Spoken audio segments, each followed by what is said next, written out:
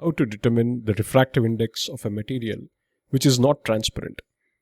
In 1895, JC Bose addressed this question experimentally using electrical rays, which we currently know as microwave radiation.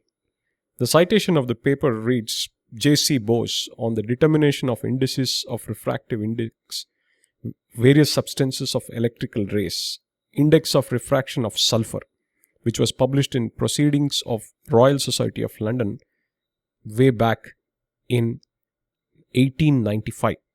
Interestingly, the paper was communicated to the Royal Society via Lord Rayleigh, who was an authority on the concepts Bose was using in this particular paper. Bose's experiment used the microwave's total internal reflection and extracted the sample's refractive index through Brewster's angle, which was unique for that particular time. Bose beautifully describes his method as follows. The angle of incidence is slowly decreased till the critical value is reached. At this point, the rays is all at once refracted into the air, making an angle of 90 degrees with the normal to the sulfur. If a receiver be fixed against the side of the semi-cylinder at location indicate as number 2, it will now respond to the refracted radiation. Bose gives a detailed description of the measurement as follows. The refractive substance is cut out or cast in the form of semi-cylinder and mounted on the central table of a spectrometer. The electrical rays is directed towards the center of the spectrometer and its direction is always kept fixed. It strikes the curved surface and passes into the mass without any deviation. It is then incident on plane surface of semi-cylinder and is refracted into the air beyond. Stop quote. The apparatus design was also very interesting, and the figure 4 you are seeing depicts what we nowadays call as a microwave transmitter, indicated by radiator R, and receiver, indicated by coherer C. If you read the paper completely, the details of the experiments are described meticulously, and the attention to detail is quite remarkable.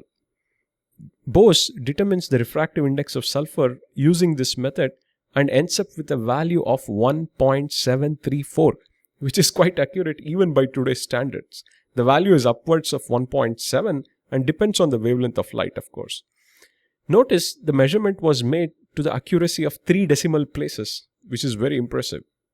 What you are seeing is a data for which the value of the refractive index was determined. Now, compare this to the modern measurement from around 1985 of refractive index based on more sophisticated methods, and you will see the matching is reasonably good at higher wavelengths, close to 1 micron. Note that Bose's measurement was at higher wavelength than the shown in this particular diagram. Another interesting thing to notice in this paper is one of the authors is Carl Sagan, the famous scientist and author who wrote and created Cosmos and other wonderful science documentaries. Fascinating to see that he was also interested in refractive indices of solid and liquid sulfur, as it is of interest to understand planets such as Venus and Jupiter and some of their respective moons. It's a very interesting connection. JC Bose was undoubtedly a very creative scientist. The measurement of refractive index of non-transparent material is just a small illustration of his capability as an experimentalist. Now, with this inspiration, let me head back to my lab and do some experiments, and hope to catch you later. Bye-bye.